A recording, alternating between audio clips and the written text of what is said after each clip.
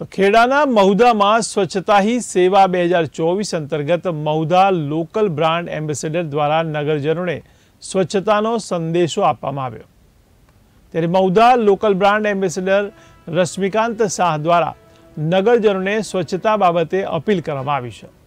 ત્યારે સ્વચ્છતા હી સેવા તારીખ 17 સપ્ટેમ્બરથી 2 ઓક્ટોબર 2024 અંતર્ગત Mahudha local brand ambassador Rashmikant શાહે સ્વચ્છતા બાબતે નગરજનોને અપીલ કરી સ્વચ્છતા જાળવવા જણાવ્યું છે।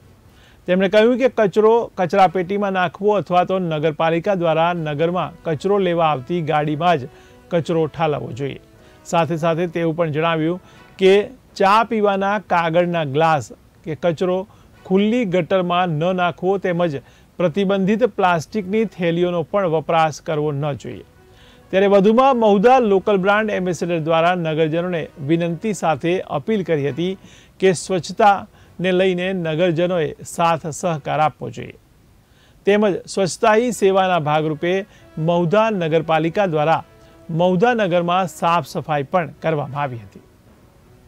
સ્વચ્છતા હી સેવામાં મારે ખાસ કહેવાનું, મારી મહુધાની નગરની વાલી જનતાને મારે બે હાથ જોડે વિનંતી કરવાની કે સ્વચ્છતામાં નગરપાલિકાનો સાથ અને સહકાર આપો। મહુધા નગરપાલિકાનું ટેમ્પી તથા ટ્રેક્ટર ડોર ટુ ડોર જાય તો તથા એમાં ભીનો તથા સૂકો કચરો એમાં અલગ આપો। ત્યારબાદ સફાઈ કામદારને સફાઈમાં એકદમ સાથ સહકાર આપી અને સફાઈમાં અમને સાથ સહકાર પાલિકાને આપવો જોઈએ એવું મારું માનવું છે। બીજું કે ભૂતકાળમાં સરકારશ્રી 10 વર્ષની નગરપાલિકાને ઇનામ જાહેર કર્યું હતું। 2008માં મહુધા શહેરનું આપણે અમરેલીમાં મુખ્યમંત્રી માનનીય નરેન્દ્ર મોદી સાહેબ હતા ત્યારે એમના હાથે આપણે ઇનામ લાવ્યા હતા। એ રીતે ફરીથી 10 વર્ષની નગરપાલિકાને સ્વચ્છતાનું આપણે ઇનામ મળે એવી મારી મહુધાની નગરની જનતાને મારી ખાસ નમ્ર અપીલ છે।